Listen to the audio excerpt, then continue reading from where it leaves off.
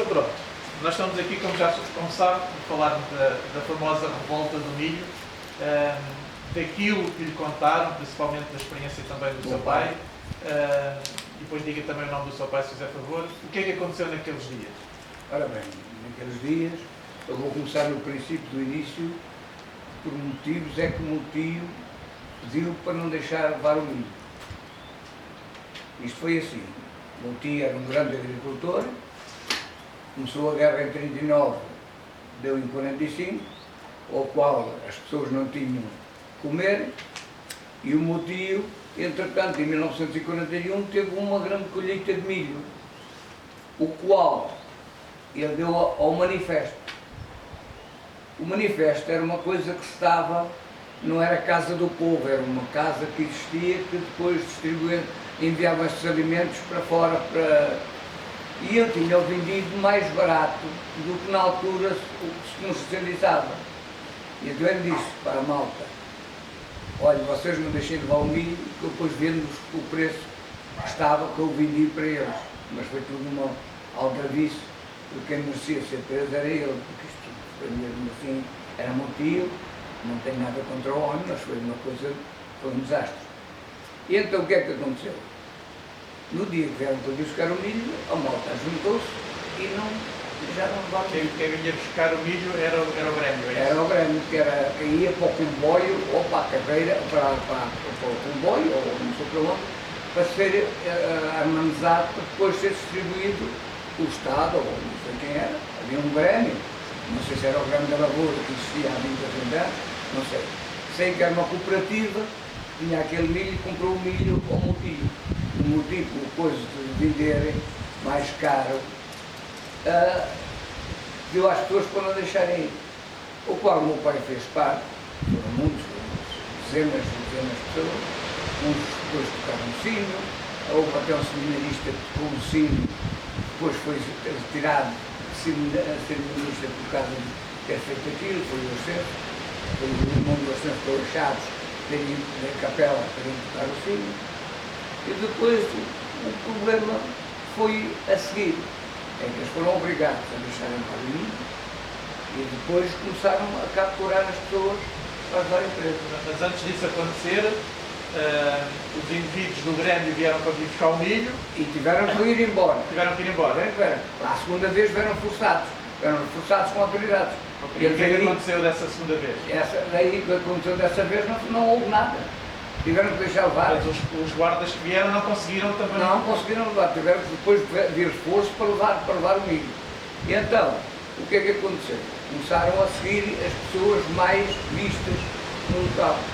Quem era? Era o meu pai, era o João Marcos, era o Mateus dos Santos, era o Paulino Menor José, era o Sebastião Carreira, era o Manuel de Oliveira, era a tal Teresa Marques, era o tal Manuel Duarte, eram vários pessoas. E o que é que pensaram? Uns acusavam uns outros, começaram-se a ver pessoas que lá estavam, que ameaçavam de ser presas, diziam: olha, eu sei onde é que está fulano. O meu pai andou 8 dias fugido de casa, vivia ali nos desertos, que chama-se os Mundos de Vento, porque aqui nesta pequena aldeia existiam umas 3 ou 4 casas, o mais era mato e pronto. E então o meu pai, para não ser apanhado em casa, a minha mãe arranjava-lhe o comer vinho e ia levá-lo lá no meio dos moinhos de vento, onde era só mato, e tinha pouca floresta, e lá ficou. Só que a coisa prolongou-se, e ele às páginas tantas começaram a ver os outros a renderem-se, e ele rendeu-se também, ao qual foi preso para Leiria, chamavam-nos a Casa do Segredo, estiveram lá 3 meses presos. Onde é que era em Leiria? Era debaixo da torre, a seguir à polícia. Onde foi o governo civil? Exatamente. Isto foi aí que eles foram presos e daí é que seguiram, depois foram seguidos, foram dados como traidores, foram levados para Peniche, onde foram no comboio até Peniche, até às Caldas, e depois o meu pai chegou-me a dizer que eles estavam lá à espera deles, foram acompanhados de metralhadora. E depois estava lá outra equipa, Peniche, que vinha num autocarro a vir buscá-los. houve uma pessoa que expôs, um polícia disse: ei! Tratados como uns homens de grande potência, que não sabiam qual era a mão direita nem a mão esquerda. E depois foram levados então nessa caminhonete de carreira, e quando chegaram aos portões da prisão, eles eram guardados com armas, e o chefe da prisão de Forte disse: ó, meus homens, então vocês guardam estas pessoas como metralhadoras, olhem para a roupa, olhem para o calçado, deixem-me os homens comigo, ó menino, ó amigos, venham atrás de mim. Foram todos como ovelhas atrás do grande mandante do Forte. E os outros vieram-se embora. Tiveram lá 13 meses, segundo o que o meu pai me dizia, que foram 13 meses e tal. Cada um aprendeu uma profissão na prisão. O meu pai era cozinheiro, outros aprenderam a empalhar garrafões, outros andavam a tirar as ervazinhas da calçada cá fora, tratados impecáveis. O que é que se passou? Não foram eles que passaram um mau bocado. A partir daí, quem passou o mau bocado foram as famílias que ficaram por trás. A minha mãe ficou com 4 filhos, incluindo eu, que tinha 1 mês ou 2. O meu pai não me tinha registrado. Só me registrou depois de vir da prisão, 13 meses depois. Eu, na idade que tenho 80, ou em 81, não lhe dei bilhete de identidade, e eu só faço 80 em outubro. Por essa razão, tiraram-me 13 meses. Pagava-se multa na altura por causa de falta de registro. Quem cá passou, a minha mãe com 4 filhos e os outros, a minha mãe, se queria ir visitar o meu pai, deixava-me alimentar nas mães das pessoas que tinham meninos iguais, na mesma idade. Eu fui alimentado por leite umas 4 ou 5 mulheres aqui do lugar. Por cada vez que ia, iam 2 mulheres, deixavam-nos meninos: olha, tu ficas com este, distribuíam nas crianças. E foi assim ao longo da coisa. Depois foram, o meu pai foi responder ao Tribunal da Boa Hora. Foram vários, mas ele respondeu. Segundo o meu pai dizia, o advogado que os foi defender, além do Sr. Padre Lacerda, do Sr. Padre Geraldo, do Sr. Padre Margalhau, que foi morto num asilo de malucos, morto por uma cadeira, foi lá citado, foi maluco todo, também ajudaram a aliviar a pena. E esse de Ramada Curta, chamado Ramada Curta, já falei aqui com o Sr. José, esse Ramada Curta é do Cartaz, tem familiares no Cartaz. Mas a partir daí, o meu pai só me falava no advogado Ramada Curta, e no dia que foi responder a Lisboa, o juiz perguntou ao meu pai, talvez aos outros, e o juiz, o advogado, interviu e disse: você, esses senhores, botam uma pedra nas mãos e perguntam a eles qual é a mão que tem na perna. Eles não sabem responder se é direita, se é esquerda. E a partir daí não houve mais perguntas para ninguém e foram devolvidos a Peniche. E depois o meu pai teve lá 13 meses, não sei se os outros vieram juntos, isso não me recordo. Segundo o registro, sim. O meu pai veio no dia 29, a minha mãe estava aqui, disseram: Emília, o Luís andava na feira. E a minha mãe foi à espera dele, antes de onde estavam vocês, esperou, e levou-me a mim e o meu irmão, que morreu com 18 anos, e o meu pai agarrou a minha irmã, e vai assim a minha mãe: então não dela este é o Léo, também é nosso filho. Ele me disse pequenino, né? E já nem me considerava como filho. E depois o meu pai saiu com, como é que se chama? Com uma pena suspensa? Uma pena suspensa.